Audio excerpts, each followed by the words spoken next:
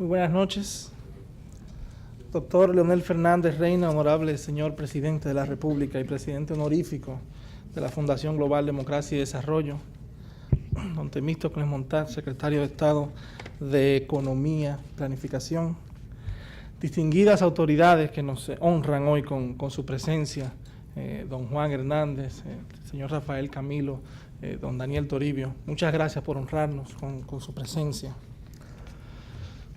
Queridos amigos, distinguidos miembros, directores de medios de prensa y autoridades en general que nos distinguen con su presencia el día de hoy. En nombre de la Fundación Global Democracia y Desarrollo, me complace mucho darles la bienvenida a este acto de lanzamiento de la revista Observa RD, que constituirá uno de los principales órganos de difusión del Observatorio Económico de la República Dominicana. Esta ambiciosa iniciativa la hemos puesto en marcha desde Funglode, producto de haber identificado desde hace ya varios años la necesidad de promover la creación de observatorios o grupos focales de trabajos que se concentren en la recopilación amplia de información objetiva a los fines de analizarla críticamente y ponerla en perspectiva práctica para la clase académica, económica, empresarial e intelectual de la República Dominicana. Con este objetivo como norte, desde Funglode hemos puesto ya en funcionamiento el Observatorio Político Dominicano, llamado a medir y tomar el pulso a todo lo que tiene que ver con la dinámica política e institucional de la República Dominicana. Siguiendo con esta tendencia, nos complace mucho presentar a la sociedad en la noche de hoy el Observatorio Económico de la República Dominicana y su órgano de difusión, la revista Observa RD. Como institución cuyo principal objetivo es fomentar la investigación y el análisis crítico sobre los principales temas que inciden en el desarrollo de la República Dominicana, Funglode ha fomentado a través de los años decenas de iniciativas de índole diversa que persigan siempre este objetivo. En nuestro 10º año de aportes ininterrumpidos a la sociedad dominicana, nos enorgullecemos mucho de no descansar en diseñar nuevos e innovadores mecanismos que nos permitan perseguir nuestra misión con aproximamientos de estudios nuevos y estimulantes. En esta ocasión, iniciamos un proyecto que busca primordialmente analizar los indicadores económicos de la República Dominicana. Contar con una herramienta precisa para medir dichas variables resulta fundamental en el diseño de políticas públicas, particularmente la política económica y la política social de una nación. Indudablemente, mediante la medición de estas áreas de interés, un país como este, en vías de desarrollo, nos permitirá crear una confluencia de data muy interesante para el análisis del contexto económico nacional y regional. Buscamos, entre otras cosas, la recopilación y contextualización del pasado y el presente, pero con la esperanza de que esto a su vez permita promover que nuestros investigadores puedan incurrir en el pensamiento prospectivo y estratégico, que siempre constituye una herramienta de enorme utilidad en la planificación a mediano y largo plazo, y valga la repetición, en el diseño de políticas públicas. En Funglode nos enorgullecemos de promover estas iniciativas. En un centro de pensamiento de naturaleza pluralista como es el tema económico siempre ha tenido una importancia muy particular. Y este observatorio, sin duda alguna, nos ayudará en nuestro propósito de hacer aportes académicos, siempre con la objetividad y el rigor científico correspondiente para beneficiar a los actores públicos y privados de la República Dominicana. No quiero finalizar mis palabras de apertura sin agradecer a quienes me sucederán en el uso de la palabra, licenciado Frederic Manzané y el doctor René Villarreal, cuyos incesantes esfuerzos son los principales responsables de que estemos reunidos el día de hoy. Muchas gracias.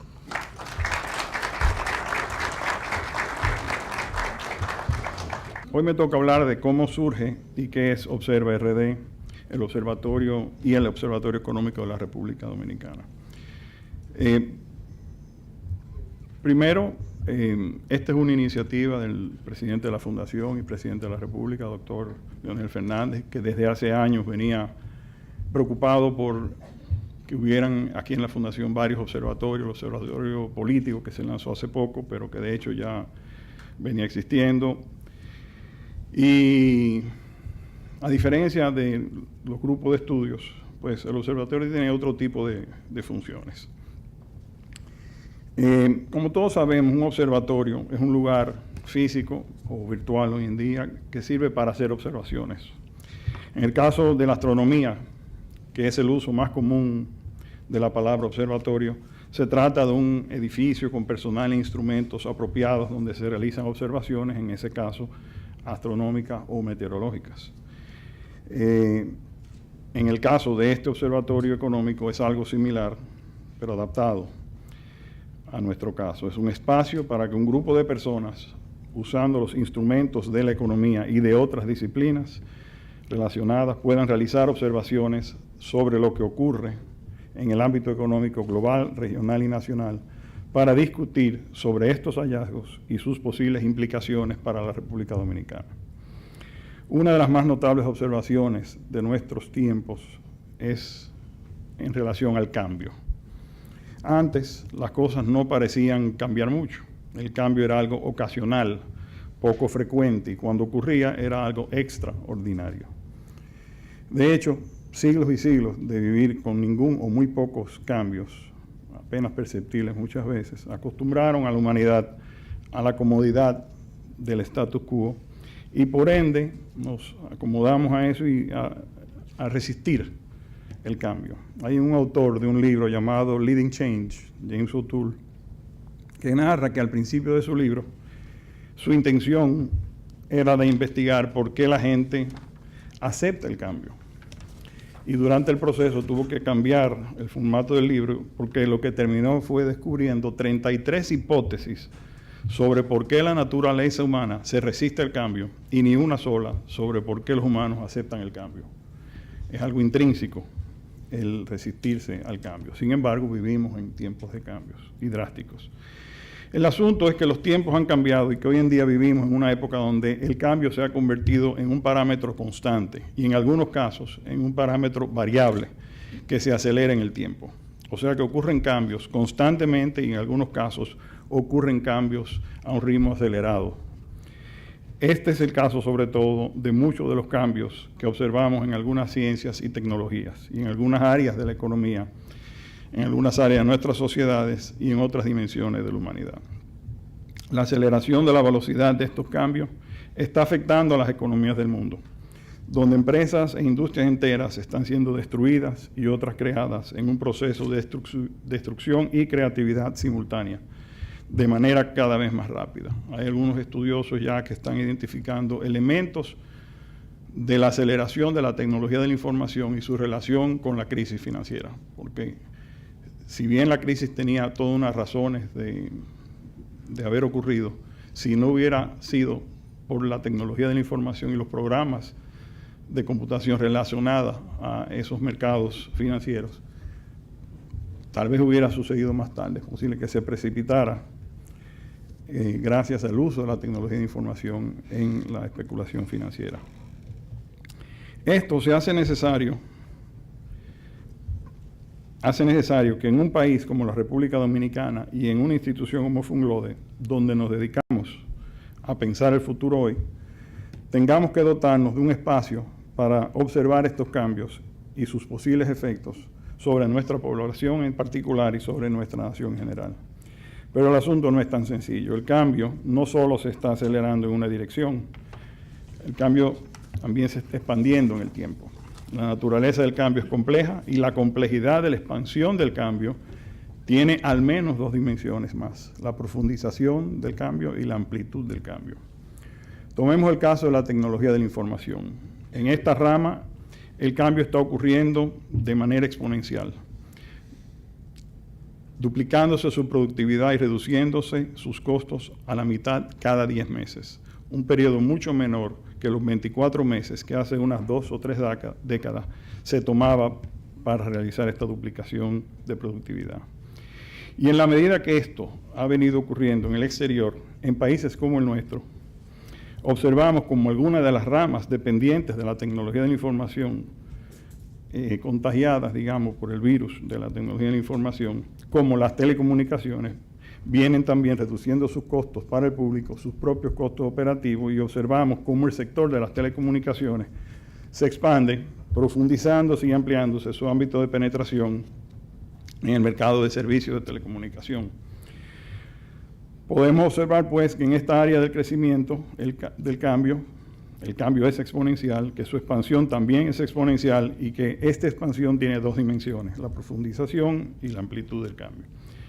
Pero esto no es nada en comparación con algunos de los cambios que ocurrirán en los próximos años y décadas, y que nosotros desde la República Dominicana y desde el observatorio debemos observar y, si es posible, saber prepararnos para aprovecharlo. Tomemos dos ejemplos más, uno de profundización del cambio y otro de ampliación del cambio y la relación con la República Dominicana. Una de las tecnologías que más afectará nuestras vidas en los años por venir es la nanotecnología. Suena exótico, suena lejano, pero su efecto, su ocurrencia es más, va a llegar mucho antes de lo que imaginamos, ya está llegando y sus efectos se sentirán en todas partes y en países como el nuestro no serán excepciones. La nanotecnología, donde la investigación y el desarrollo de la ciencia están profundizándose cada vez más en dirección de la producción de cosas a nivel molecular y atómico. Y permítame hacer una pausa aquí para entender la magnitud del término nano. Para explicar esto, permítame explicarles la escala y luego pasaremos en unos minutos a un video de 3 minutos para entender el impacto que tendrá la nanotecnología sobre nuestras vidas y sobre todo sobre los ingresos y empleos de nuestra gente y la gente de otra parte del mundo. Sobre la escala de lo nano, puedo decirles que un nanómetro, o nanómetro, ¿no?, es la unidad de longitud que equivale a una 1000 millonésima. En inglés es un billionth, en español sería una 1000 millonésima parte de un metro. Eso no nos dice absolutamente nada, porque entre una 10 milésima y una 1000 milonésima visualmente no podemos visualizar qué es un nanómetro. Pero podemos ayudarnos haciendo el uso de la imaginación. Imagínense que en mi mano yo tuviera ahora mismo una pelota de baloncesto y que esa pelota de básquet midiera una 1000 millonésima de metro, un nanómetro. ¿Cuál sería la escala en proporción de mi cuerpo en función de eso? Yo midiera 360.000 kilómetros de altura. Esa es la diferencia de escala. Y de lo que estamos hablando es de producción a ese nivel. Y luego veremos cómo nos afecta. Pero estamos hablando de una escala minúscula y de producción ya no usando materiales como lo conocemos, insumos como lo conocemos, sino usando moléculas. No es ciencia ficción, ya en Europa hay 5 o 6 países, en Asia y Estados Unidos que están produciendo los primeros elementos, nanotubos, nanofibras. Y bueno, no me voy a adelantar, pero el efecto es bueno y es malo, pero tenemos que ver el aspecto positivo. Pero como decía, observen la escala. Si una bola de basquetbol representa un nanómetro, mi cabeza rozaría con la Luna. 360.000 kilómetros de distancia es la distancia aproximada de la Luna. Creo que eso explica mejor lo que es un nanómetro. Imagínense que entonces uno tenga 6 pies, esa es en proporción a esa escala, la miniatura de que estamos hablando. Para entender la amplitud de estos cambios, podemos observar lo que viene ocurriendo ya en el tema de la amplitud, no la profundidad. Podemos observar lo que viene ocurriendo en el desarrollo del chip. La expansión en el uso del chip viene siguiendo la tendencia de lo que se llama la ley de Moore, que, como les decía, hoy en día duplica su productividad y reduce sus costos a la mitad cada 10 meses. Este fenómeno ha permitido el desarrollo de la tecnología de información y esta, como un virus, ha ido contagiando con su expansión acelerada cada disciplina y cada sector que toca. En la medida que, por ejemplo, la neurociencia o el estudio del cerebro viene haciéndose ya con tecnología de la información, ya esa disciplina se va convirtiendo en una tecnología de la información. Y el nivel de costos y el nivel de productividad de esos equipos va aumentando y los costos reduciéndose en menos de un año. Anteriormente les decía cómo la tecnología de la información contagió a las comunicaciones y cómo la telecomunicación se convirtió en una rama de la tecnología de la información. Pero hay otras ramas y la tecnología de la información ha contagiado otros sectores, convirtiéndolos algunos parcialmente y otros totalmente en una mutación o variante de la tecnología de la información. Hay 6 que se destacan y ramificaciones: los sistemas de computación y las redes de comunicación, obviamente, la biotecnología y bioinformática, la inteligencia artificial y la robótica, la medicina y los interfaces humanos-máquinas, como por ejemplo, en el caso del Parkinson ya hay 55.000 personas con chips insertados, implantados en el cerebro que le permiten contrarrestar los efectos del Parkinson. No 10 o 12, 55.000 personas. Y por fin también la energía y los sistemas ambientales y la nanotecnología. Esta última, como les decía anteriormente, merece una especial atención. Y quisiera que viéramos ahora el corto video que le prometí hace unos minutos. Si pueden pasarlo, por favor. Vamos a ver una fábrica a nivel de nanotecnología. Productive nanosystems, from molecules to super products. Final production made possible by a challenge grant from Mark Sims and Nanorex Incorporated. Future advances in molecular nanotechnology will enable desktop appliances to manufacture products far better than today's best. The cartridges to the left supply simple raw materials to the machinery inside, here shown in schematic form. Products emerge from the top of this box, which holds the heart of the manufacturing system. Each product is built from beneath, layer by layer, by billions of tiny machines all working together. Near the top surface is the productive machinery itself organized into layers. Machines in the lowest layer process molecules into building blocks, passing them upward to machines that assemble them into larger components, and then to machines that add these components to the product. From a millimeter scale, 1 million nanometers, our view zooms in to the 10 nanometer scale. Each box is 1/10 the size of the one before.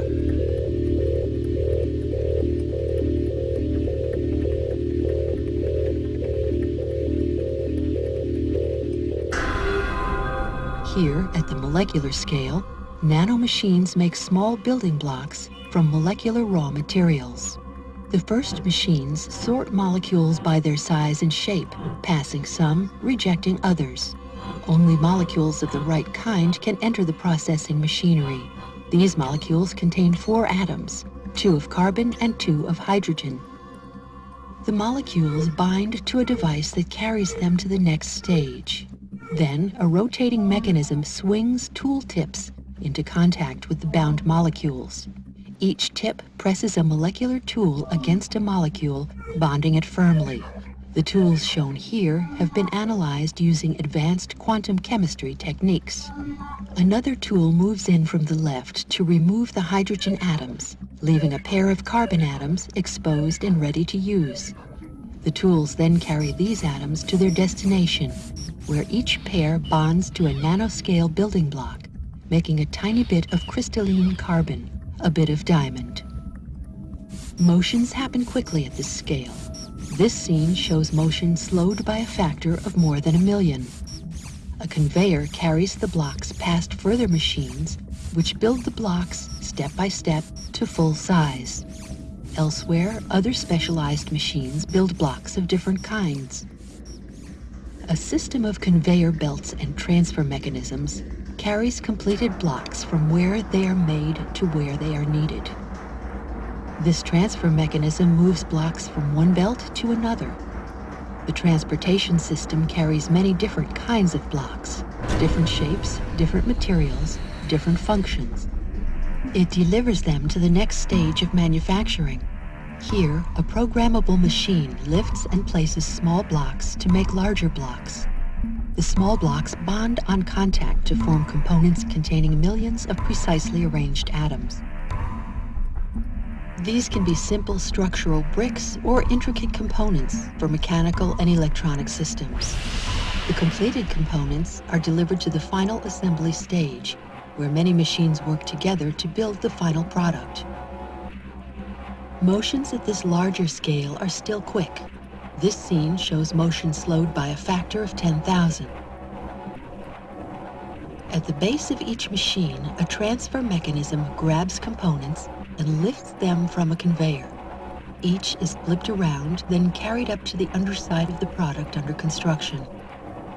Finally, machines lift the components and plug them in place, adding layer after layer to the bottom of the product. When the last layer is finished and construction is complete, the product is ready to be removed and used.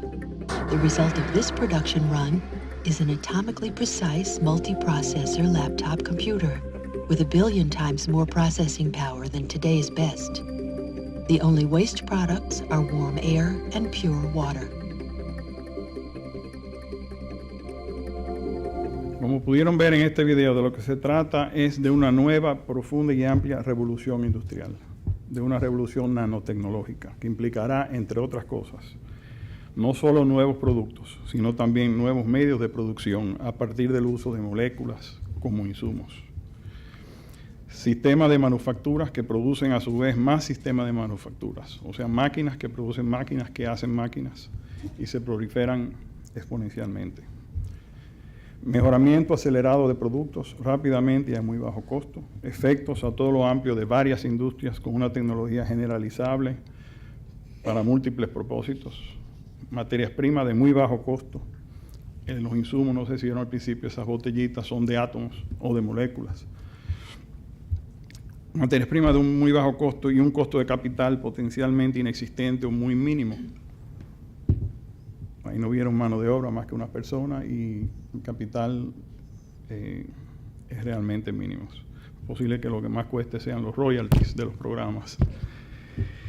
Factorías portátiles, como ustedes vieron, que caben sobre un escritorio, que provocarán disrupciones económicas y sociales serias, porque ustedes se imaginan el día que se pueda producir a ese nivel y no estamos tan lejos de eso.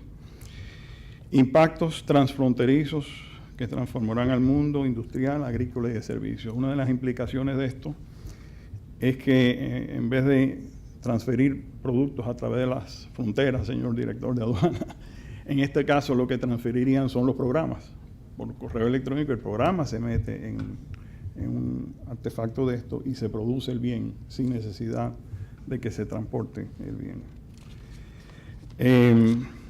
Y costos de venta, y esta es la parte más dramática, costos de venta por kilogramos, porque los productos de la nanotecnología se estima que costarán a razón de $1 o menos por kilo. No importa que sea una máquina o un alimento. Aquí vimos el caso de una máquina, pero también se pueden producir alimentos. Y repito, no es asunto de ciencia ficción. En Holanda, ahora mismo, hace apenas 2 meses, crearon por primera vez tejido muscular de cerdo sintético. Y uno dirá, bueno, yo nunca comería eso, pero el hecho de que se pueda producir carne o alimentos a menos de $1, a menos de $1 por kilo, si bien muchos de nosotros no lo comería, le abre la posibilidad de alimentos y nutrición a miles de millones de personas que ahora mismo no tienen acceso a eso. Pero la disrupción que eso puede traer en los mercados precisamente de alimentos es enorme. Como podemos observar, ya estamos transitando gradualmente desde una era de rendimientos marginales decrecientes, que fue lo que estudiamos en economía y otras carreras, hacia una era de rendimientos crecientes, para la cual no existen modelos económicos, ni sociales, ni políticos diseñados, ni el conocimiento de cómo diseñarlos. Esta revolución nanotecnológica, como los demás cambios tecnológicos y los cambios económicos que se deriven de estos, deberán ser observados cuidadosamente por nosotros, además de toda una serie de variables que nos hablará don René Villarreal.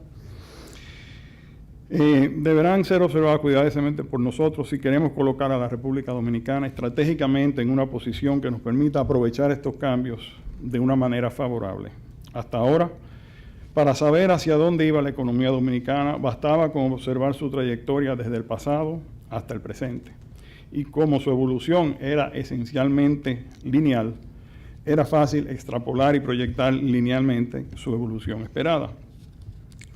Pero a partir de estos tiempos, para poder tener una idea seria de hacia dónde va la economía dominicana, no podemos seguir pensando en términos de data histórica, de estadísticas solamente. Pensar el futuro en función del pasado puede llevarnos a errores graves. El que nosotros pensemos linealmente no nos ayudará a entender lo que está por venir. Para poder pensar en el futuro de la economía dominicana, tenemos que ir aprendiendo a pensar exponencialmente y además a pensar multidisciplinariamente y multidimensionalmente, porque la realidad es multidisciplinaria y es multidimensional. En la medida en que en el ámbito global el virus de la tecnología de la información se sigue expandiendo, este virus irá afectando a su vez a más y más tecnologías obsoletas, y muchas de estas se irán convirtiendo en nuevas especies de tecnologías de la información. Y por ende su expansión dejará de ser lineal, pasará a ser exponencial, aumentará su productividad y se reducirán sus costos aceleradamente. Estos cambios llegarán a la República Dominicana y afectarán nuestro desarrollo inevitablemente, profundamente y ampliamente. Hace un siglo lo único que hacíamos era caña de azúcar, y ese era el 95-96% de nuestro Producto Interno Bruto. Hoy en día somos una economía de servicio. Quien nos hubiera dicho hace 50 años que lo que vivimos hoy es lo que es, hubiera sido descartado como un Julio Verne o una fantasía. En esta década y la siguiente observaremos como nunca antes a sectores económicos de la República Dominicana crecer exponencialmente y a otros sectores estancarse o desaparecer gradualmente. Observaremos como la producción de bienes agrícolas e industriales seguirán creciendo linealmente y observaremos como algunos de los sectores de servicios se expandirán exponencialmente y como la proporción de estos en relación al PIB seguirá creciendo hasta ocupar el 80% del PIB antes del año 2020 y más del 90% del PIB antes del año 2030. Veremos, y esto es algo interesante, veremos cómo algunos países registrarán tasas de crecimiento económico insospechables y hasta ahora imposibles, sin generar inflación. Recuérdense de esto cuando les digo que podrán llegarse y lograrse tasas de un 20% anual y de hasta un 30% anual con inflación de un solo dígito. Esto ya está ocurriendo en algunos países, pero en regiones de países. En China, el crecimiento que hay en algunas regiones puede ser hasta 20, 30, 40% en algunos casos anual. Pero lo que se toma es el promedio nacional. Y nosotros aquí hemos tenido casos donde sectores de la economía crecen a 2 dígitos y cerca del 20%. Y lo que hacemos es promediar. Pero como la mayor parte de los sectores crecen a nivel lineal y a nivel de tasas moderadas, pues eso sesga el crecimiento hacia niveles bajos. Pero en la medida que vayamos siendo contagiados, digamos, por ese virus de las tecnologías que crecen aceleradamente, lo que veremos es que más y más sectores se irán creciendo más rápidamente. Y uno diría, bueno, pero ¿cómo puede ocurrir eso? Sin que haya inflación, cuando la teoría económica nos dice otra cosa. Y es que vivimos en otro paradigma económico, por si no nos hemos dado cuenta, sobre el cual muy pocos economistas están teorizando. En un nuevo sistema global, no sistema económico, ni tecnológico, ni social, un sistema global, donde las restricciones económicas impuestas por las limitaciones de recursos son superadas por los avances tecnológicos acelerados que permiten que con los mismos recursos se pueda producir cada vez más y más bienes y servicios. Antes no ocurría eso, antes la tecnología era algo dado que cambiaba de vez en cuando y permitía un medio de producción diferente o una sustitución de capital y trabajo y se avanzaba. Hoy en día ese cambio tecnológico es constante y acelerado, por ende, cada vez con menos capital y menos mano de obra se puede producir más gracias a esa tecnología. En este proceso de aceleración tecnológica y económica, aquellos dominicanos que estén vinculados a los sectores en expansión verán crecer su productividad individual y con ello mejorarán sus ingresos y sus niveles de vida. Aquellos dominicanos que estén vinculados a los sectores de expansión lineal, también, como la agricultura y la industria, también verán mejorar sus ingresos y su calidad de vida, pero a un ritmo menor que los demás. Y por supuesto, aquellos que se queden en los sectores en decadencia o estancamiento verán sus ingresos y sus niveles de vida decaer con y en relación a todos los demás. Bueno, creo que esto le puede dar una idea bastante clara de algunas de las facetas del observatorio. No quise entrar en la parte que va a tratar René, sino tratar esta área que me parece pertinente. Nosotros en el observatorio observaremos, valga la redundancia, el presente y el pasado para tener una retrospectiva clara sobre de dónde venimos y hacia dónde estamos. Pero también trataremos de observar continuamente los cambios que están ocurriendo en el presente y los que se pueden predecir con certeza que ocurrirán en el futuro, para entonces poder pensar en el futuro de la República Dominicana. Y en este sentido, asumir esa parte de la misión de Funglode que se refleja en nuestro lema, que es Pensando el Futuro Hoy. Muchísimas gracias.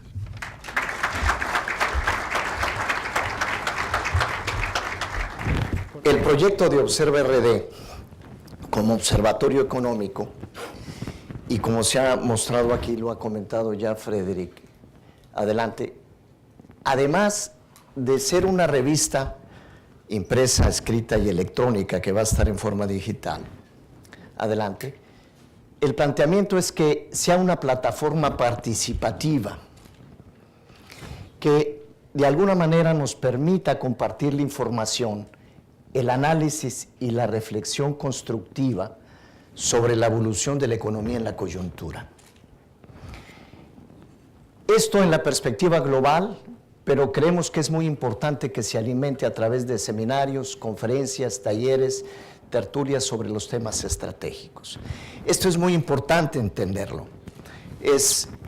Los datos y la información en República Dominicana, como en nuestros países, es difícil a veces tenerlos en la coyuntura de alguna manera integrada, y aquí la participación de las propias instituciones, agradezco la presencia de los ministros acá, de la gente también del Banco Central, de otras universidades y de la parte de investigación y la parte empresarial, porque el ir tomando el pulso a la información y a la economía es parte fundamental del insumo y la materia prima acá. Por eso es importante entenderla en esta dimensión como plataforma participativa para analizar y discutir los grandes temas que hoy estamos viviendo en la coyuntura y con alguna perspectiva también de futuro, como mencionaba Frederick. Adelante. El proceso de toma de decisiones hoy en el mundo está caracterizado, yo diría, tres cosas. El cambio continuo y veloz, complejo, interdependiente y sistémico. Hablaba de lo complejo en la revolución tecnológica hoy Frederick. La incertidumbre y lo que llaman ahora los cisnes negros, estos eventos impredecibles que posteriormente parecen menos aleatorios, como fue el 11 de septiembre. Pero en este proceso, los tomadores de decisiones económicas, empresarios, investigadores, funcionarios públicos, todos los días tienen que tomar decisiones en un mundo que los economistas fuimos, yo diría, mal educados, en el sentido de que permanece todavía la visión con este enfoque del ceteris paribus, todo permanece constante. Hoy estamos en el mutatis mutandis, todo cambia al mismo tiempo, todos los días. En el banco se levanta uno en la mañana y el tipo de cambio varió, la tasa de interés varió, el precio del petróleo varió, mi presupuesto se afectó, los ingresos ya no fueron los mismos o aumentaron en otros rubros, y constantemente estamos observando el cambio. Pero en ese proceso hay que tomar decisiones. Y por eso la importancia de tener un observatorio económico como una aportación modesta, un instrumento de apoyo que nos ayude a la toma de decisiones, pero que va a depender de su enriquecimiento de la participación de los actores. Adelante. El contenido. Ahorita van a ver la revista, que ya está por acá en su versión impresa, pero queremos antes mostrar un poco el contenido en esta parte. Se inicia con la evolución y la perspectiva de la macroeconomía, y consideramos que el tema que hoy es más relevante, y sigue siendo, es el Programa de Recuperación y Crecimiento Sostenido 2009-2012, que fue planteado en el nuevo acuerdo de stand-by con el FMI. Consideramos que es un acuerdo de nueva generación. Y aquí quizá mucha gente no lo ha captado, pero República Dominicana ha sido el primero como un acuerdo de nueva generación. ¿Por qué? Porque los programas del FMI normalmente son de ajuste y estabilización. Este ha sido un programa de política macroeconómica contracíclica, tanto fiscal, monetaria y cambiaria, a corto plazo, pero buscando la estabilidad y una perspectiva del crecimiento para alcanzar el crecimiento pleno en el 2011. Una manera de decirlo, yo digo que los economistas a veces somos muy complejos y hacemos las cosas sencillas más complejas y debería ser al revés. El gran reto de la macroeconomía es cómo yo puedo crecer al pleno empleo, y en esta economía es el 6% del PIB, todas las empresas y las plantas productivas creciendo al 6%, con equilibrio externo, un déficit externo en la cuenta corriente financiable, y un equilibrio interno que es la estabilidad de precios. Este es el gran reto, cómo crecer a pleno empleo, no cómo estabilizar la economía. Hay países, México entre ellos, pero otras economías que sí son muy buenas para estabilizar, pero el coche parado. Bueno, pues ser un buen alambrista parado no es un gran arte.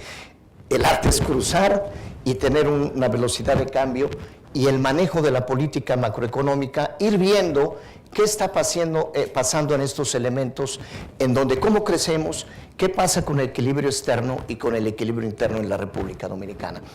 En el plan, llama mucho la atención acá, con el acuerdo con el FMI, quizá el ministro también aquí, Montaz, se acordará sobre ello, termina con una especie de la tercia de seises, digo yo.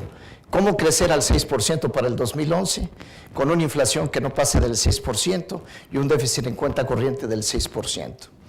Digo, es una visión de decir cómo crezco y voy manteniendo el equilibrio en el proceso. Entonces creemos que este es un documento muy importante porque es el programa que enmarca en este acuerdo internacional. Y digo que es muy importante porque Dominicana lo previó y lo hizo antes. Ahorita estamos viendo Grecia que está entrando, no entrando, requiere el apoyo de la comunidad, cómo le hace, y los demás países en estos temas que son muy delicados, pero afortunadamente aquí se previó y se enmarcó el apoyo y el financiamiento con una política contracíclica. Adelante.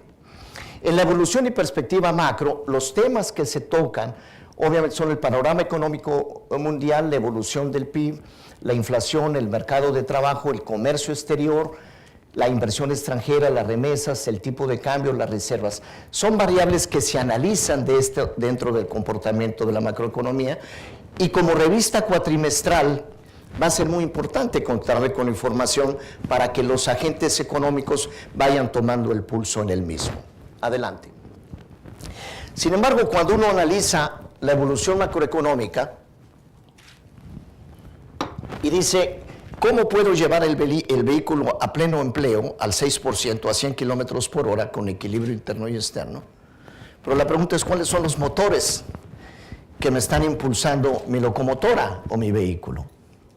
Y los motores están en los sectores productivos, los grandes impulsores, que acá son los agronegocios, la industria nacional, la propia industria de zonas francas, el turismo, la construcción y las telecomunicaciones, que se han revelado como sectores muy dinámicos, motores de esta economía y que los que están moviendo. Y cuando uno quiere observar, decir, ¿qué está pasando? ¿Qué podemos esperar adelante? Pues hay que ver qué pasa con los motores del crecimiento, las locomotoras que están moviendo. Vamos a ver esto porque lo que queremos también es que en las tertulias, en las reuniones de trabajo, podamos participar con empresarios del sector industrial, o en la parte del turismo, que hoy platicábamos con la presidenta de Azonadores, el impacto que ha tenido ahora con el terremoto de Haití en algunos mercados y cómo te cambia el comportamiento.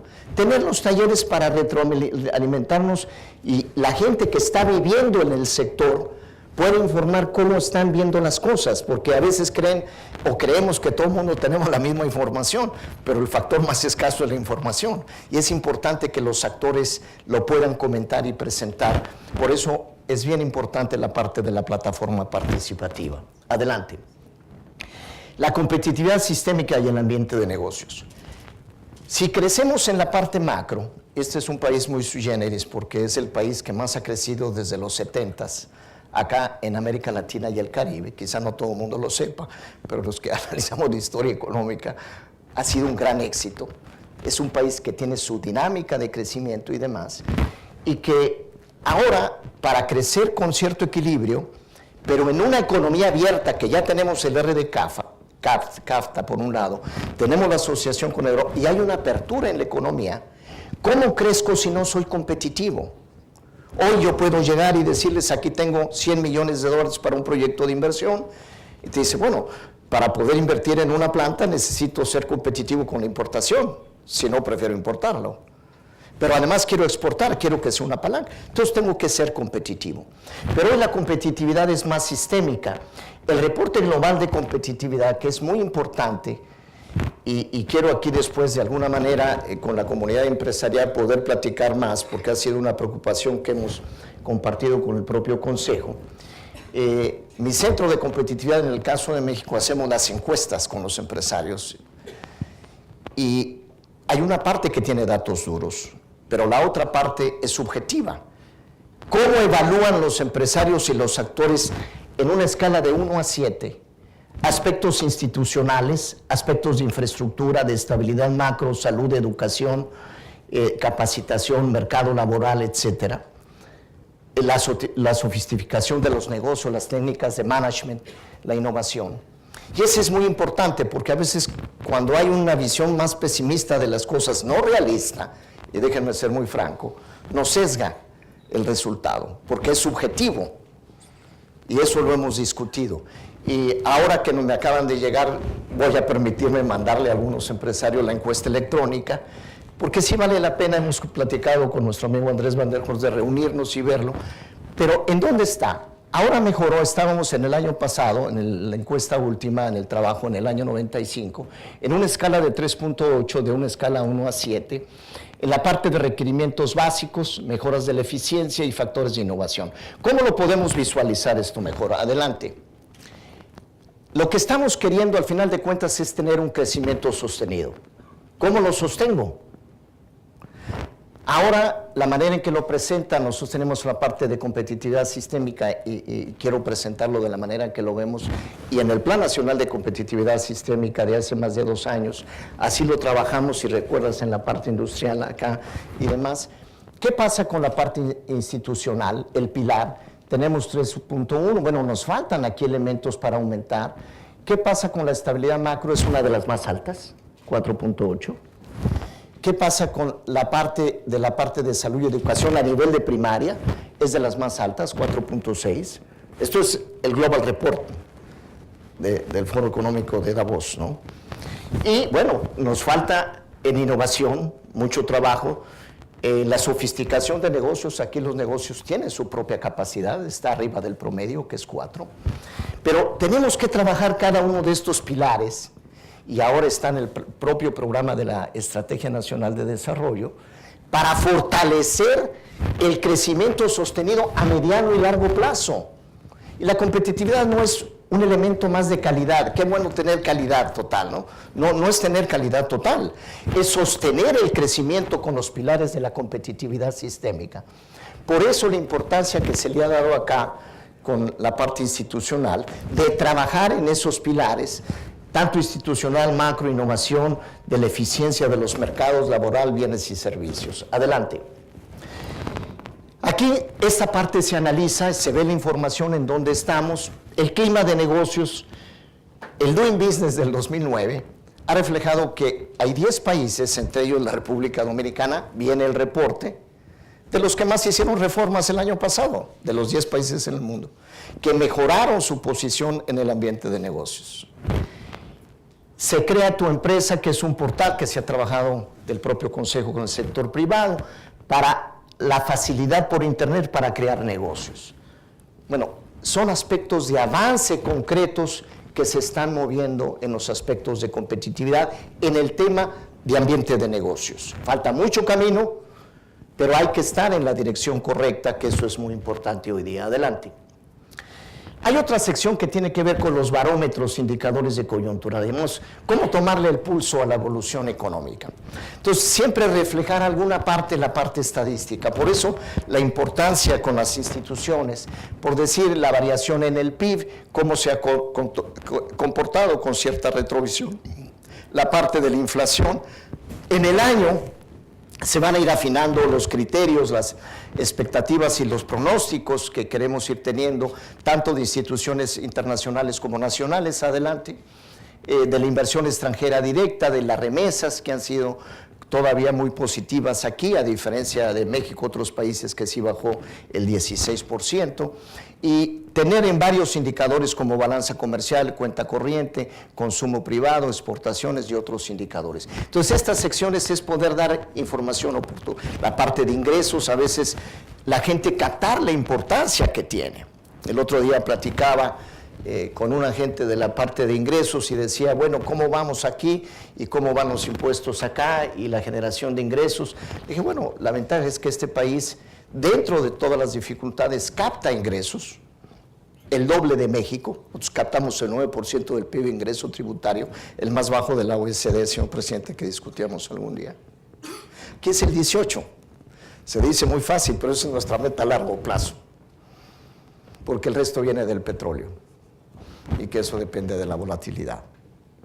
Entonces, no hemos trabajado sobre, hoy se acaba de sacar una encuesta del TEC de Monterrey, hay un 25% de evasión en la parte que lo ha medido en una encuesta, pero aquí hay de alguna manera efectividad en el ingreso tributario en términos relativos.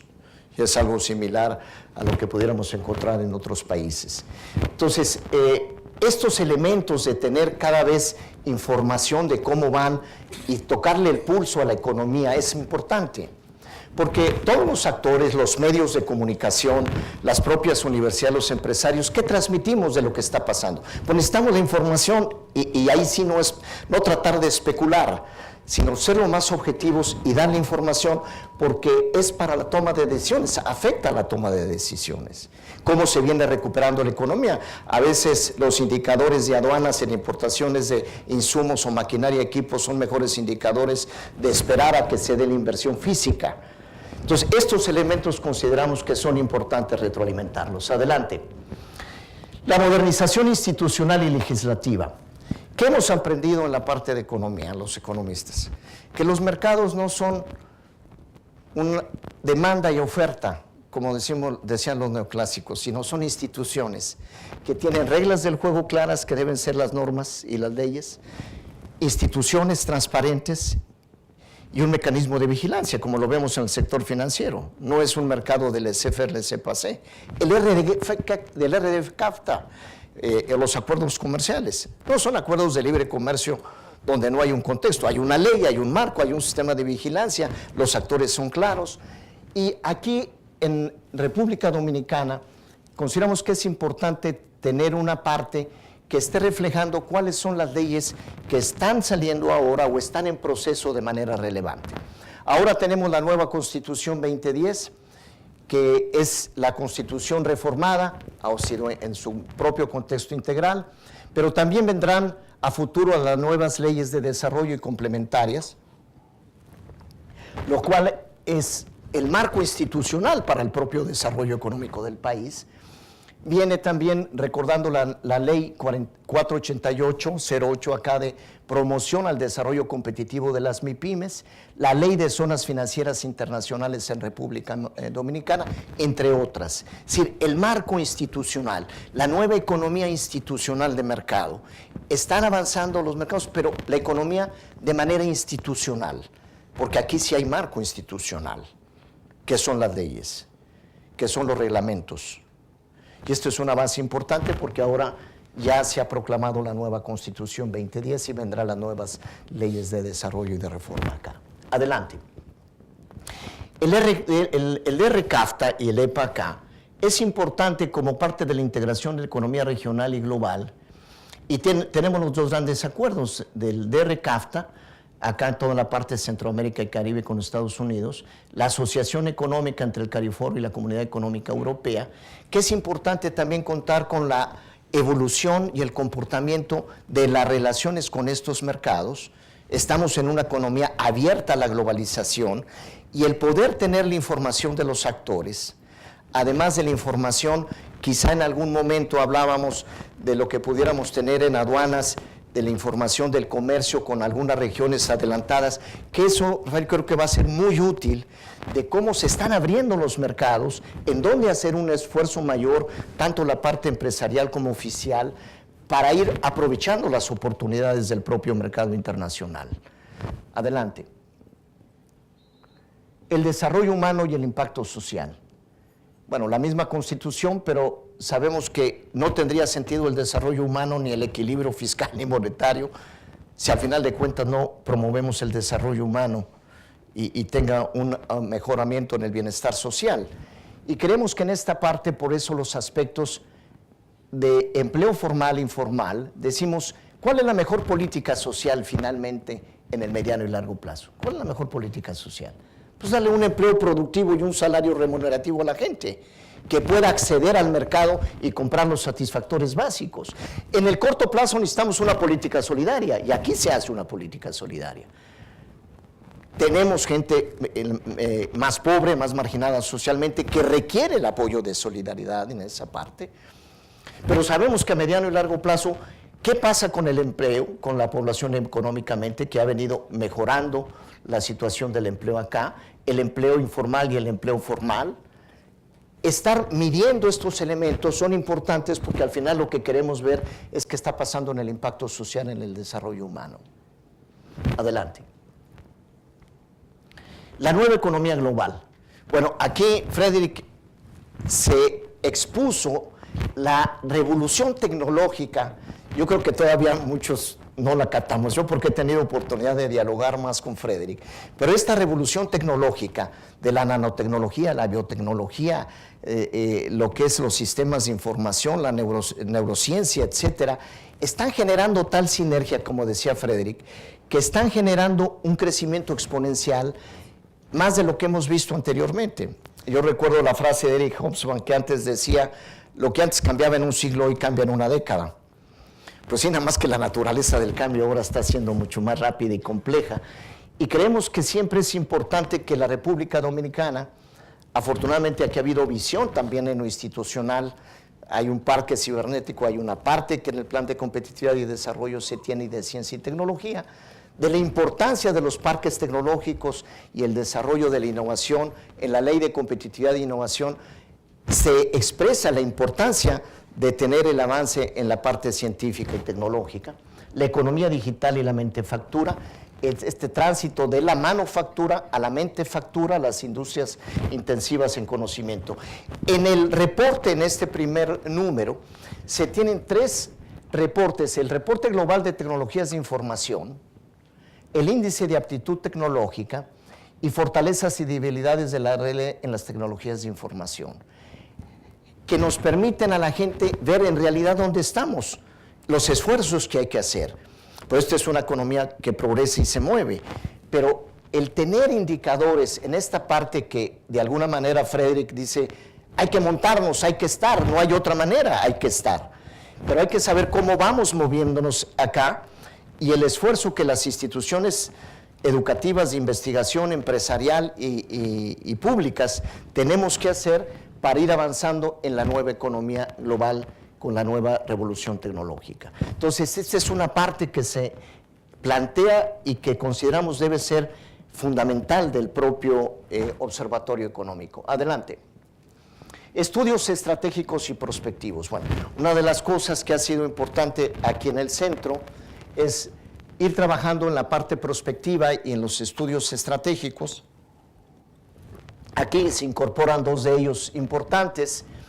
Hay un trabajo que se desarrolló la parte de la propia Secretaría de Economía y Planificación y Desarrollo con la CEPAL en México, la parte regional, que es la Visión 2030 de CEPLA, y aquí había un trabajo de gobernabilidad democrática y desarrollo en RD de una gran calidad y visión de Benjamín Temkin, que un día discutimos con el ministro Montaz también en México, pero consideramos que esta es una parte, se hace un resumen del mismo, está ahí y ahí se cita dónde puede estar el documento con mayor profundidad.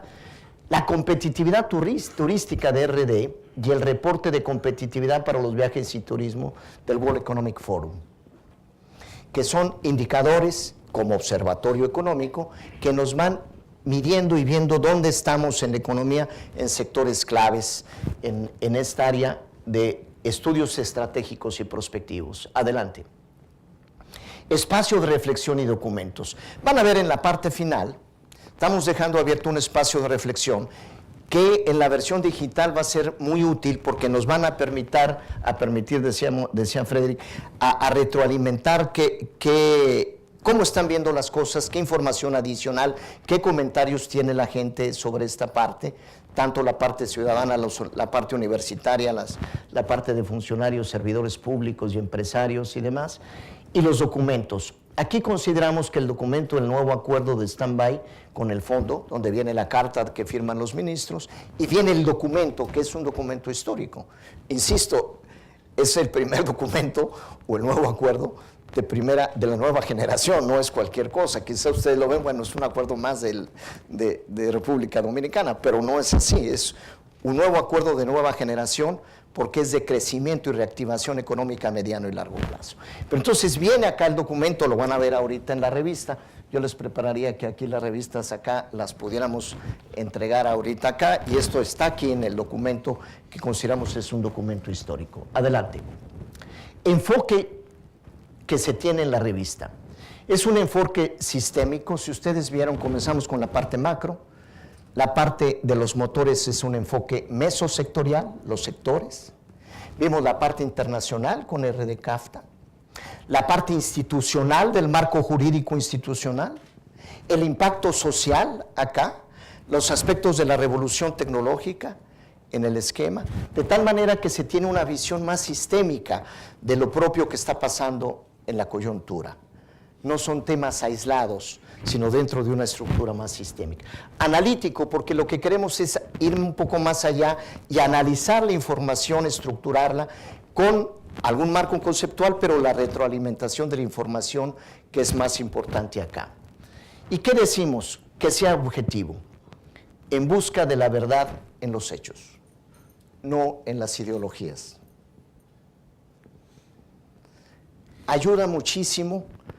Cada quien puede tener su visión ideológica y es muy respetable, pero el esfuerzo de analizar y que el observatorio económico nos permite ir en busca de la verdad en los hechos, la objetividad, más en un mundo de cambios donde ya no hay paradigma teórico que podamos a tomar del libro de texto y diga, aquí me baso y interpreto el resultado.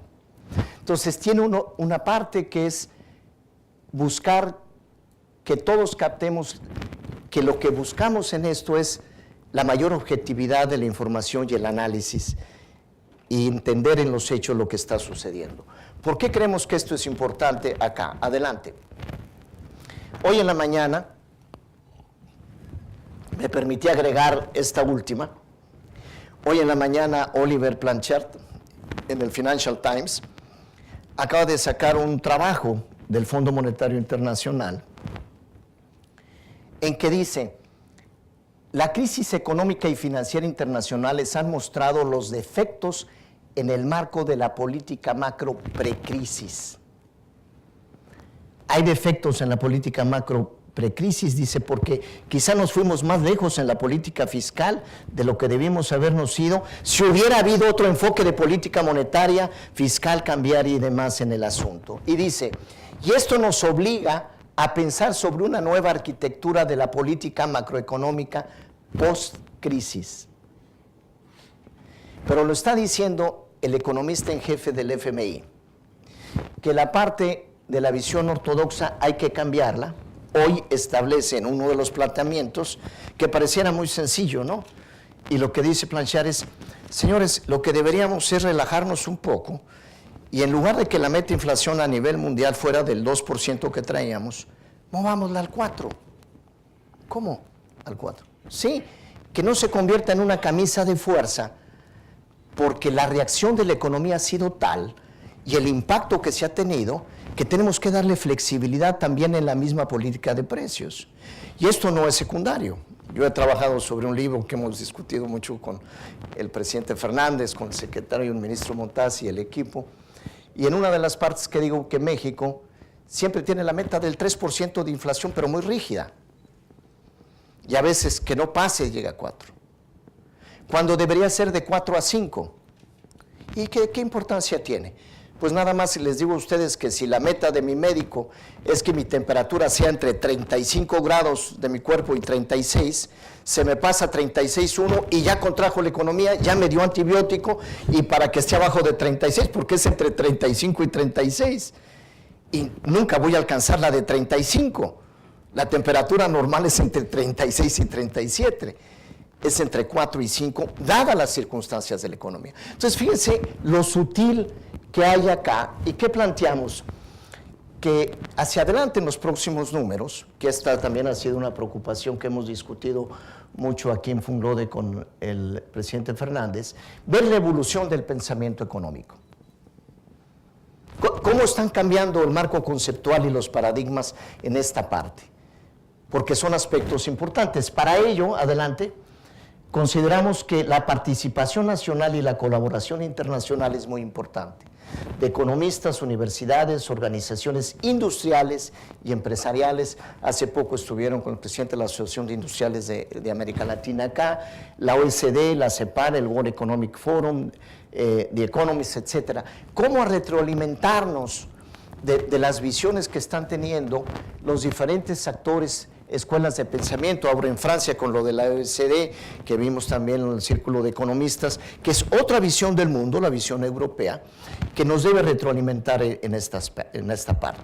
Pero por eso creemos que es muy importante, porque permite ver esta evolución económica y social de una perspectiva mucho más amplia.